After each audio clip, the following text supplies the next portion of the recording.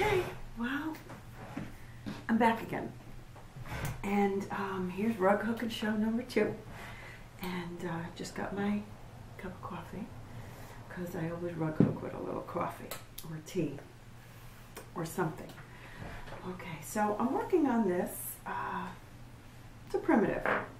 And what I'm going to do today is just a little bit more of the background. I added a wavy line, and from that'll cause each line after that to be kind of on the wavy side, give it a little bit interest, as opposed to just hooking back and forth. What I do is I try to do 2 rows around, and because it's so annoying for me to change these clips every single time, I work on a section at a time. But when I get my new frame, that'll be a little different, so I'm looking forward to that. So today I did promise that I would start showing you some of the rug hooking artists or rug hookers that I stumbled across trying to learn more about the craft. And so I'm going to pay homage today to Claire Murray.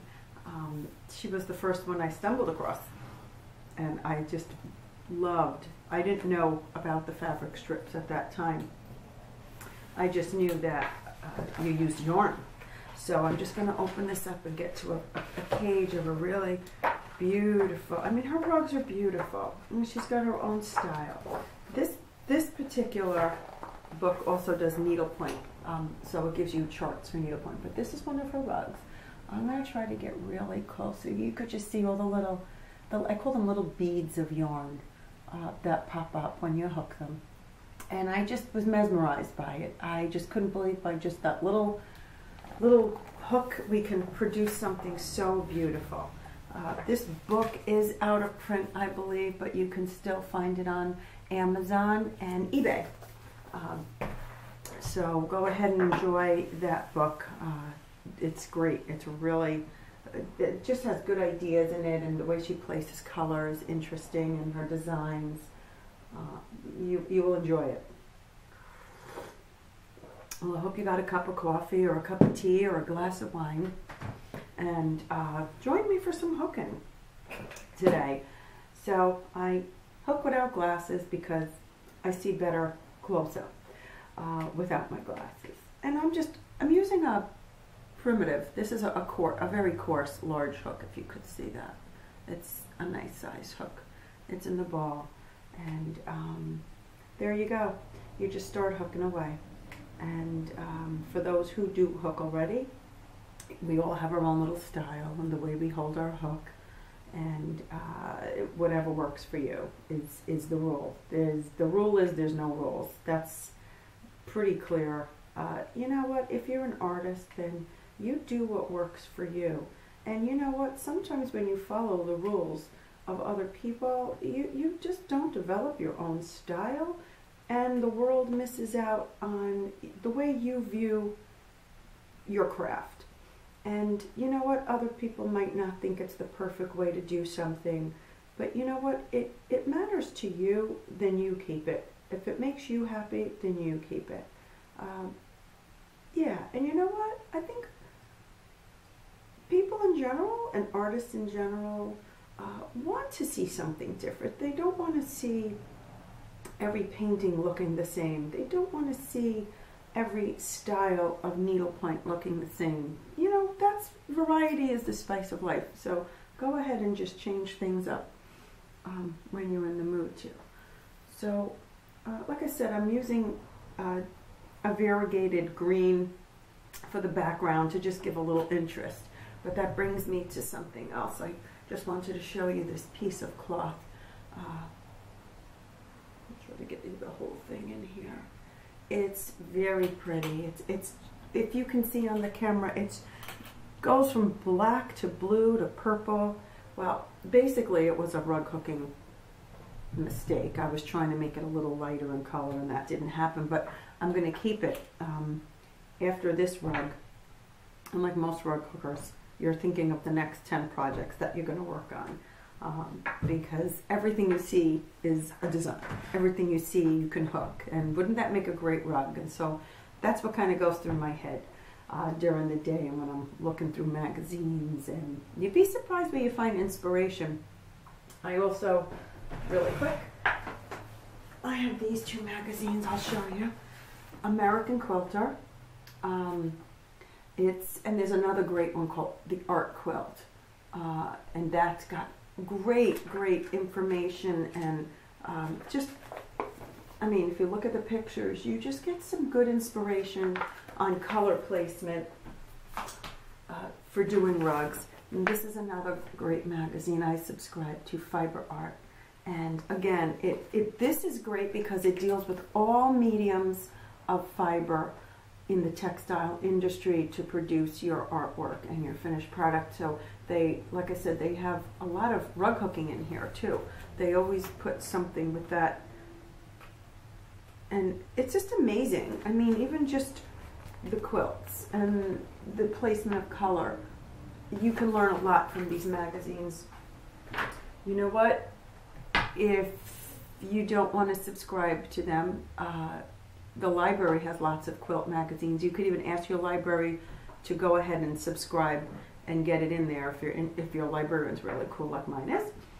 She will look into it for you, and that's always an easy way to get it. Or you have a friend subscribe to one, you subscribe to the other magazine, and then you swap. So that way you're not, you don't have to spend that much money, but you get the opportunity to see, you know, all the magazines. But explore them because they give me lots of ideas in color placement. And the Fiber Art magazine gives you a little boost on being a little bit more original. You know, when I first started rug hooking, I did do my own designs, but I stuck close to home in regards to color, and you know, I did what everybody else was doing or with the magazines. And now I'm starting to branch out. I do dye my own fabrics. I haven't dyed yarn yet, and there are plenty of tutorial YouTube videos showing the yarn dyeing. It's very similar to just wool dyeing, which I've done quite successfully. That's actually, you know what? That didn't come out good. I'm going to pull it out. That is a lot of fun. Oh my gosh. That is some crazy fun. You know what? I didn't even buy the Cushing dyes or the Prochem. I went to the local store. Even my drugstore had RIT dyes. I know they're not as economically correct because half the dye is for cotton in the bottle and half the dye is for wool, so you kind of lose half the dye. But you know what? For ease and just to give it a try, I went ahead and used the RIT dyes, and in another segment I'll show you one of the rugs I did dye with using the RIT dyes, and it came out really, really good. You know, you can't be afraid to try.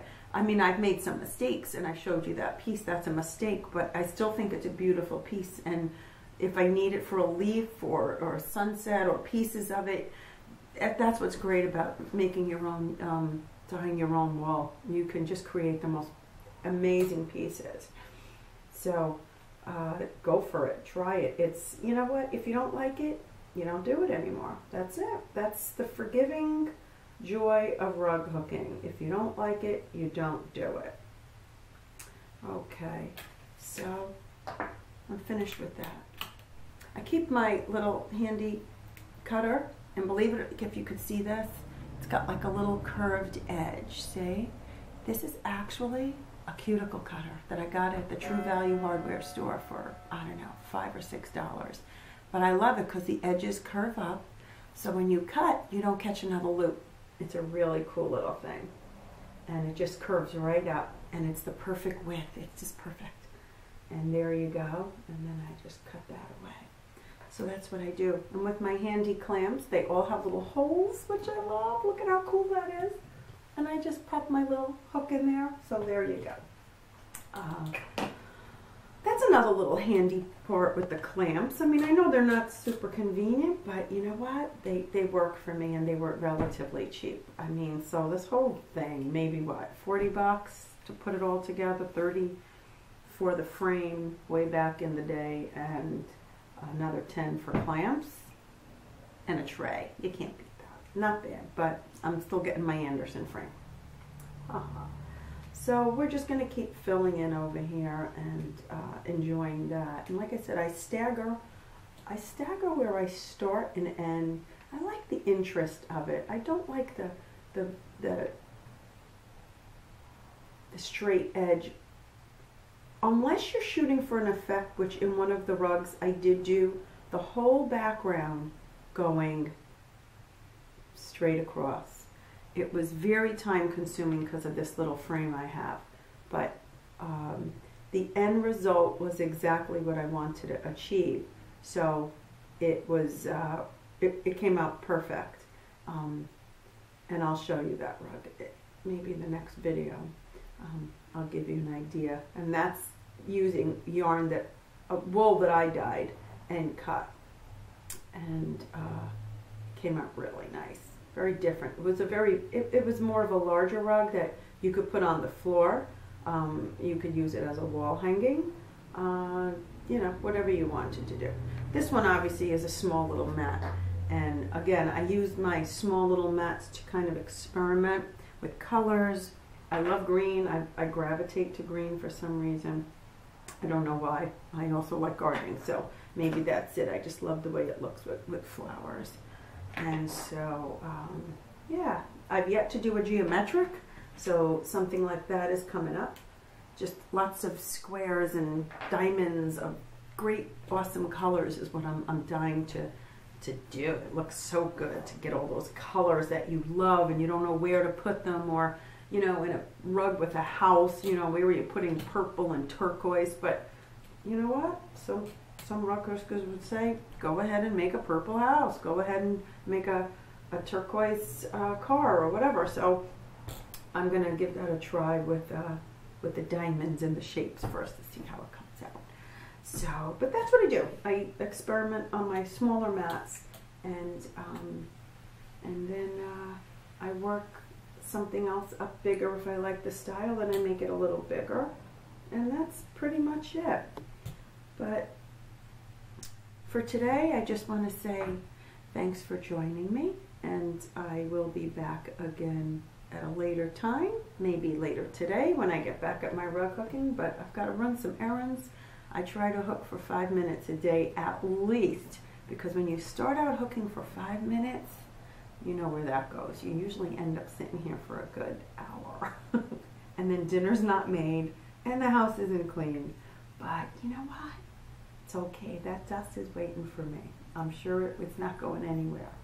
So I just want to say till we meet again, happy hooking.